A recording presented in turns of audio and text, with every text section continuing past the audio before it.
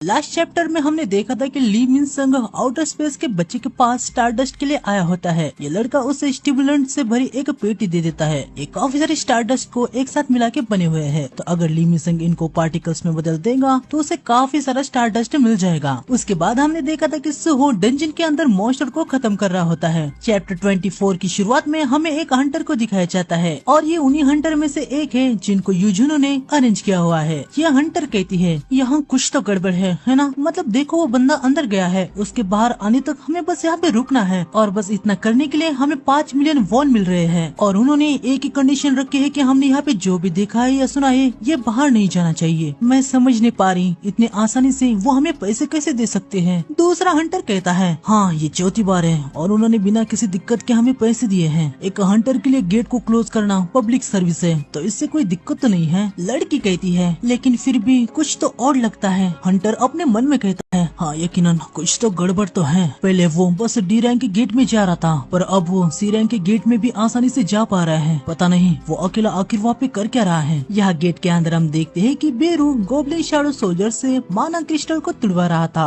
Acyl और grey भी यही काम कर रहे होते हैं। इनकी बातों से हमें ये पता चलता है कि आगे सुहो अकेला ही सी रैंक के बॉस से लड़ने गया है। या सुहो बॉस से लड़ रहा होता है। वो स्टॉर्म स्लैश से बॉस पे अटैक कर देता है। अभी स्लैश करने के लिए सुहो ने जिसे डैगर को यूज किया था वो कास्का का डैगर है जिसपे पैरालाइज इफेक्ट भी होता है। लेकिन फिर भी बॉस पे इससे कुछ खास फर्क नहीं पड़ता। सुहो कहता है अच्छा तो तुम इससे बच गए। हाँ मैं हाल ही में मिले इस डैगर को पैरालाइज इफेक्ट को देखना चाहता था लेकिन लगता है स्पाइडर पे ये असर नहीं करता जैसे कि मैंने सोचा था। कीड़ों से फाइट करने के लिए नॉर्मल हाथ ही अच्छे हैं। सुहो डैगर को फेंक देता है और उसके बाद वो स्पाइडर बॉस पे बहुत ही तेजी से एक पंच कर देता है। उसके बाद वो रूलर अथॉरिटी से डैगर को लेके स्पाइडर पे काफी सारे स्लैश मारता है। सुहो अपने मन में कहता है अब मैं इतना स्ट्रांग हो गया हूँ कि सी रैंक के बॉस के खिलाफ अकेला फाइट कर सकता हूँ। अब आगे मैं एक बी रैंक के गेट में भी जा सकता हूँ। फाइट के बीच में रूलर अथॉरिटी को भी मैं अच्छे से यूज कर पा रहा हूँ। जैसे जैसे मैं लेवल अप हो रहा हूँ मैं और भी ज्यादा अच्छे से फाइट कर पा रहा हूँ। और यहाँ 1 मिनट और रूलर अथॉरिटी स्किल को मैंने अभी तक सिर्फ ऑब्जेक्ट में ही ट्राई किया है। क्या होगा अगर इसे मैं डायरेक्टली अपने हाथ के साथ अटैक करके देखूं। सुहो अपने हाथ में रूलर अथॉरिटी के फोर्स को जमा करता है और बॉस मॉन्स्टर पे एक पंच कर देता है।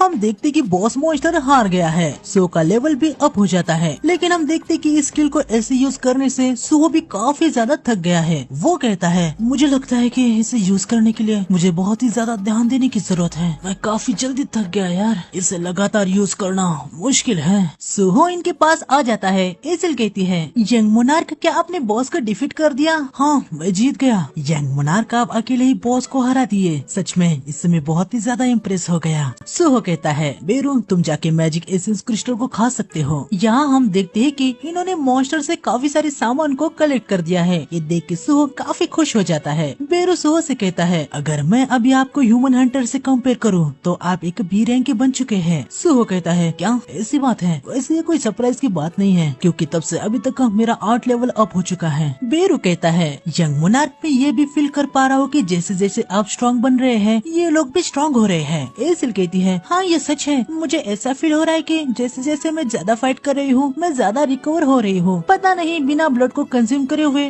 मेरी स्ट्रेंथ कैसे रिकवर हो रही है। तभी सो देखते हैं कि अभी एसिल और ग्रे का भी एक लेवल है। ये बात वो इनको बता देता है। ये सुनने के बाद एसिल कहती है क्या हमारा भी लेवल है। ये तो अजीब है। हम तो आप या जिनो सर की तरह प्लेयर नहीं है। एसिल क्या तुम्हें भी सिस्टम का विंडो दिख रहा है। नहीं मुझे नहीं लगता। सुहो अपने मन में कहता है ये लोग तो स्टैट पॉइंट को इन्वेस्ट नहीं कर सकते तो इनका लेवल कैसे अप हो रहा है। कहीं ऐसा तो नहीं इनके स्टैट पॉइंट बढ़ने के बाद सीधा इनका लेवल भी अप हो जाता है। अच्छी बात है कि ये लोग भी अभी स्ट्रॉन्गर बन रहे हैं लेकिन अभी भी काफी सारे पजल्स हैं जिनको मुझे सॉल्व करना होगा। सुहो इनसे कहता है चलो देखते हैं कि क्या तुम लोग भी लेवल अप कर सकते हो या नहीं। एसिल कहती है क्या लेकिन हम ये कैसे करेंगे और कैसे। कुछ रेड्स में जाने के बाद प्रोबेबली तुम लोग लेवल अप कर पाओगे। ये सुनने के बाद ग्रे और एसिल की हालत खराब हो जाती है। एसिल कहती है हम पहले ही 2 रेड में जा चुके हैं और अभी हम एक और रेड में जाने वाले हैं। सुहो कहता है चलो ठीक है हम रेड में बाद में जाएंगे। चलो अभी शैडो डंजन में जाके डेली क्वेस्ट को कंप्लीट करते हैं। यंग मोनार्क किसी भी चीज से एडिक्ट होने से आपको केयरफुल रहना चाहिए। ये सभी शैडो डंजन में आ जाते हैं लेकिन यहाँ आने के बाद सुहो बहुत ही ज्यादा हैरान हो जाता है। हम देखते कि यहाँ पे एक रेड गेट ओपन हो चुका है। ये देख के एसिल कहती है क्या